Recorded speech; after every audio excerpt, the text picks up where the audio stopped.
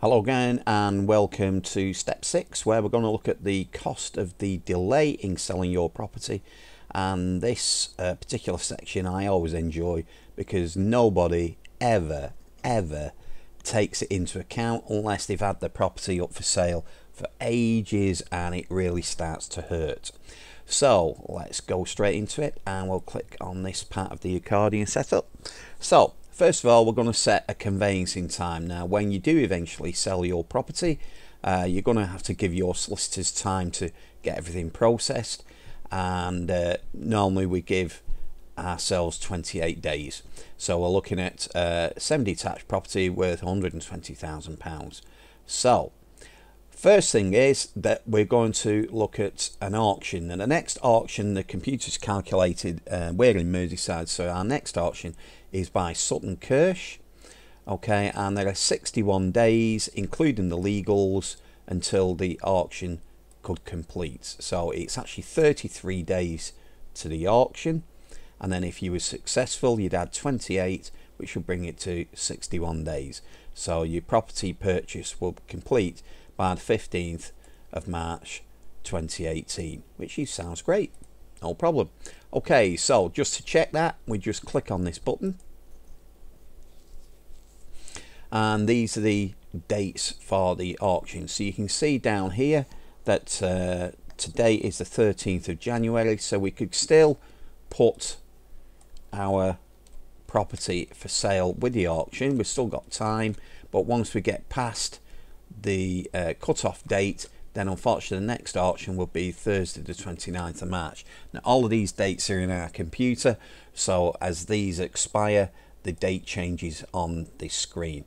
So that was just to show you that one. And if it was Venmore's who were doing an auction, it would say auction Venmore's there. So if their auction was next, that's the next one that you'd see. So we intend to actually have someone buy your property within 7 days. Now, if we've not got someone interested within 7 days, there's something seriously wrong, because we market to specific people on our database, and they are repeat buyers. That means that they don't just buy a property and live in it for 20 years. Most of them buy a property at least 2 or 3 a year, and basically that's what we do. So if I click on that button, and it takes us to our how long to sell page. Whoops, and at the moment it doesn't exist, so I'm glad I clicked that because I now know it needs fixing. So I'll get round to that as quick as I can. Next one, estate agents. Now this is a mind blower. So we know your property is £120,000 and it's a semi-detached, and we also know that it was let's see, it was a 4-bedroom. So go back to cost of delays, and we look up estate agents. It'll open up an outside website that collects data on properties. So for 120,000 on a 4-bedroom, it's taking on average 104 days to get them sold. So you would type in there 104. Okay, it will then add the 28 days for completion to do the legals. So you're looking at, although it's January, that if you were successful and you went on the average, your property would be sold and completed by the 25th of May 2018. Now then, Purple Bricks is an odd one. They are basically, they're a weird outfit, but if you click on their button, they actually say how long does it take to sell your house. Okay, so in the northwest they're saying 8 weeks. So 8 weeks, so if I get my calculator going, just to make sure I'm right. So 7 days times 8, they're saying 56 days. Not a chance. Okay, because they're local estate agents. It's just that they do their sales differently. So I will put them on there at 104. Now if you don't want to do that, don't do that. okay, but if you don't prepare for it, you may end up with a nasty surprise. So at the moment, we'll just look at this the delays costs. So for purple bricks, the computer thinks it'd be $3,058 just for your delays. For an estate agent, $3,058. With us, £811, and with Sutton Kirsch as an auction, 1413. Now then, how does it know this? Well, we have a nice list of little costs down here, so if you click that box you can look at them. Okay, so the first thing is, what is your council tax? Well, let's have a look. So we'll click on that, it opens up another thing here, and we look for number 1, Alpha Drive. It says your council tax is £1,091 a year. So if we change that to 1091, it tells us that each month you're spending £90 and 92p. So whether you live in the property or not, you're still going to have to pay it. Now obviously if the property is empty at the moment, the councils now are going to charge you up to twice that. So you might have to double it if it's a long-term empty property. Next thing, do you have any finance payments on the property? So you might have a mortgage or outstanding finance or a bridging loan on the property, and you put a figure in there. So let's say it's £198 a month. Okay. Are you paying for any electricity at the moment on the property?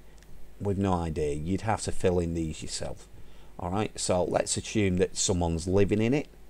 And obviously if you're selling it, they're going to have to move out of it. The next buy is unlikely, especially if it needs refurbishing. If it's a scruffy property, it might be an empty one, which means more than likely this council tax is going to be doubled. So that's 2,182, is that? 2,182, I think. Close enough. Obviously if I'm wrong on that. Now if no one's living in it, you won't be paying a TV license, you won't be doing Sky, broadband, you should insure it. You'll still be paying water on it, I would assume, unless you're on a meter. Gas and electricity, you're going to have a standing charge, so you might want to consider that, but you just put in the figures that you want.